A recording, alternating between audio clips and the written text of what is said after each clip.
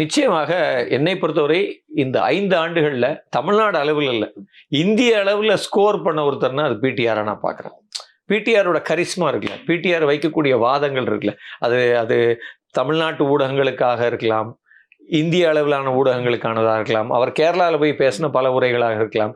பிடிஆரோட உரைகள் எல்லாம் நான் எப்படி பார்க்குறேன்னா, அது எல்லாமே எவர் கிரீன் ஸ்பீச்ன்னு நான் பார்க்குறேன். நிச்சயமாக நான் அதற்கு ஒரு பெரிய ரசிகர்.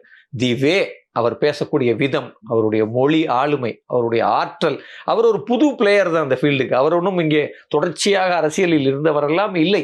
அவங்க அப்பா இருந்தார். இவர் ஒரு தமிழ்நாட்டில் ஒரு புது பேட்ஸ்மேன் தான்.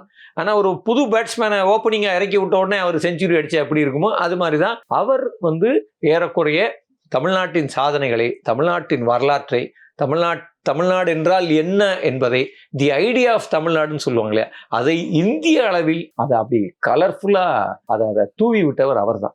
அப்ப அவருடைய ஸ்டேச்சர்னு ஒன்று இருக்கு. அவருடைய ஸ்டேச்சர் அப்படின்றது ஒன்று இருக்கு இல்லையா, அவரை போன்றவர்களை நீங்கள் வீழ்த்தவே முடியாது. ஏன்னா அவர் அவ்வளோ பெரிய ரீச். அப்புறம் தமிழ்நாட்டுக்குள்ளேயும் கோவிட் காலத்திலையா இருக்கலாம், அதுக்கு பிந்தியும் இருக்கலாம், அவர் தொடர்ந்து தன்னுடைய தொகுதிக்குள் ஏதேனும் ஒரு வேலையை செய்து கொண்டே இருக்கிறார். ஏன்னா அவங்க குடும்பமே அரசியலுக்கு அப்பாற்பட்டே ஏகப்பட்ட வேலைகளை மதுரையில் செய்யக்கூடிய ஒரு குடும்பம், நிறைய நடவடிக்கைகளில் ஈடுபட்டிருக்கக்கூடிய ஒரு குடும்பம்.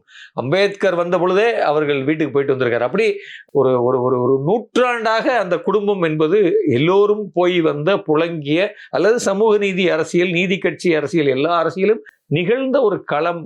அந்த களத்திலிருந்து வந்த ஒருத்தர் நம்ம இன்னைக்கு நிறைய இடங்கள்ல பார்க்குறோம்.